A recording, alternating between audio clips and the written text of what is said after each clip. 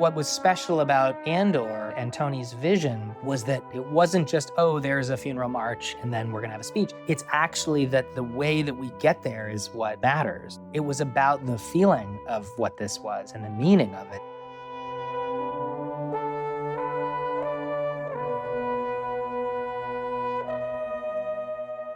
We spent a lot of time in Ferrix in this season, and so we put a lot of love into all of the details of that planet. It's where we really sense humanity. It has an incredible sense of community, people working together, watching each other's back, basically the other end of the spectrum to everything imperial. We broke down the society into different jobs. We had haulers, we had sellers, we had buyers, and so they all had a different look. So hopefully that way the audience gets a subliminal sense that everyone is an individual, yet working towards a common Ferrixian cause. And we also really wanted to use lots of textures and warm colors for Ferrix that contrast with the black and white world of the Empire. So you really have this overview that the world of black and white is being attacked by the world of humanity and texture and warmth and layers. And we started looking how we give the Ferrixians a real close-knit culture. That logic of brick, the building blocks, it felt like it had the weight that the community needed and made it feel more human. That was quite a freeing way of building it together, really, but still keeping the bold graphic shapes that Star Wars is known for. And allowed us to separate the town from the ship breaking, because the worst scenario would have been the dystopian world of breaking up ships and selling parts. It's all come undone. There's an Imperial barracks on Riggs Road. Good luck to them. You want to live under that? It's happening everywhere. Well, we'll find a place they haven't ruined yet. I'm already there. That place is in my head. They can build as many barracks as they like. They'll never find me. What's left to keep you here? The rebellion. The work they do breaking down the ships is valuable. And so it's free in a way. And they have their pride. We work for us, not the Empire. That logic's in the design so that when there is increased presence there, it justifies the fact that it becomes a boiling pot very quickly. The tension is already there. They're on edge, ready to react. And that realism is crucial in this show because Ferrix has to feel alive in order to lose that life. The task here in the show was to reflect on what happens with the oppression, what sparks an awakening in people. Therefore, we had to create that environment. Go on!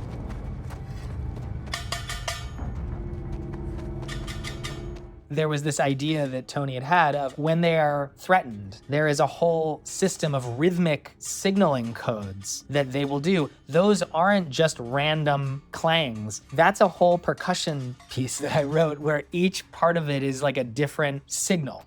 There's an initial rhythmic signal that says, here comes a message. Then there's one that says, this is the message. And then you hear the message. The more we put into their world, I think the more you feel when that world is at risk.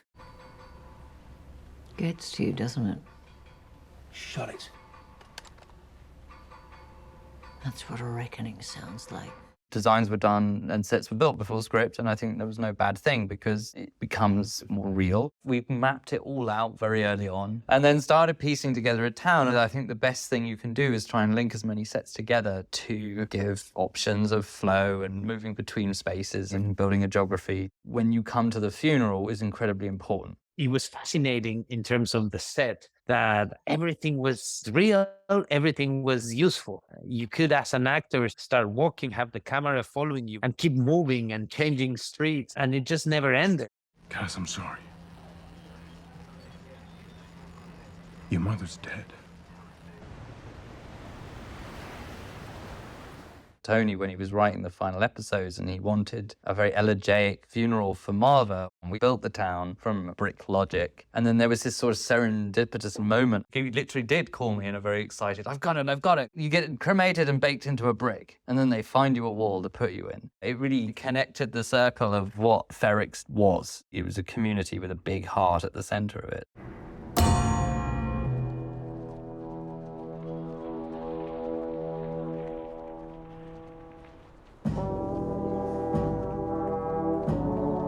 The literal starting point of my work on Andor was the funeral march. And I was imagining a lot of this through Tony presenting me this sequence because this was pre-shooting. It was an opportunity for us to really understand who are the people of Ferrix, what is the nature of Marva and her relationship to Cassian, how might that intertwine with this? What would it feel like to have a piece of music that had resonated through the ages? And it was very important to Tony that we get this really, really right.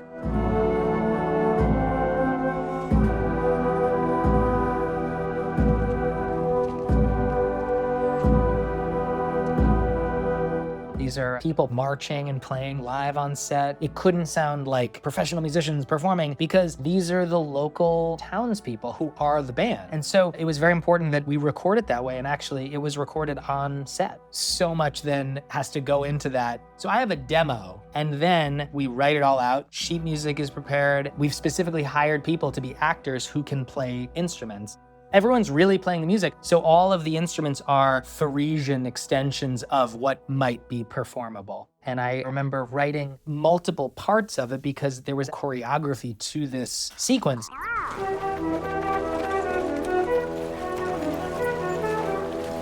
The rhythm was very much set by the music, so Tony wrote to it. It was an extraordinary undertaking and a really amazing approach. The emotionality that March for Real brought is extraordinary, and I think you see that on screen.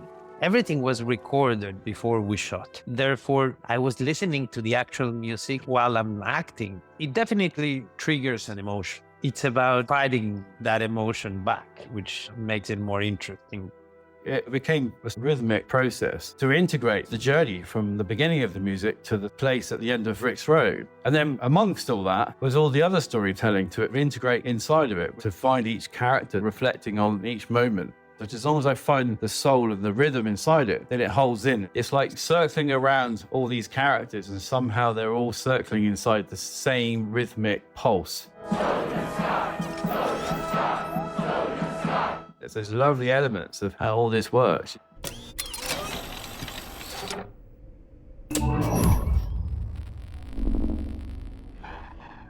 I felt very strongly that that moment had to rhyme with episode 3. Stranger. Feels if I can see you. This is the culmination of so many storylines. So the show's music was really written around this final funeral. One of the things that I started doing was thinking about how can I take motifs and weave them into the fabric of the show from the very beginning. The key mapping is the end of episode 3, what we call the past-present suite, which is that wraparound sequence where we're concluding that chapter, and that's the moment where you really hear this Marva motif.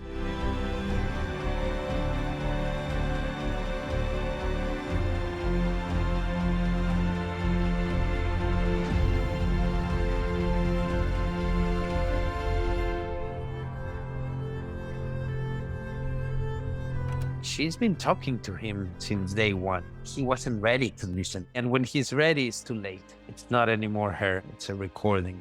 There is a darkness reaching like rust into everything around us. We let it grow, and now it's here. It's here, and it's not visiting anymore. It wants to stay. The Empire is a disease that thrives in darkness. It is never more alive than when we sleep. We had a guide recording from Fiona, and we were playing it in, and we had a marker where everybody knew where her face would be to look at. Fiona is so extraordinary that her voice booming through Ferrix brought all the emotionality for our other fantastic cast to react to. And they did some lovely stuff where the characters would look at one another down below. For me, it was just a question of emotionally using those faces where I felt like it landed the most in connection to her words. If I could do it again, I'd wake up early and be fighting. As it would be building and rising up until it finally explodes. Fight the Empire!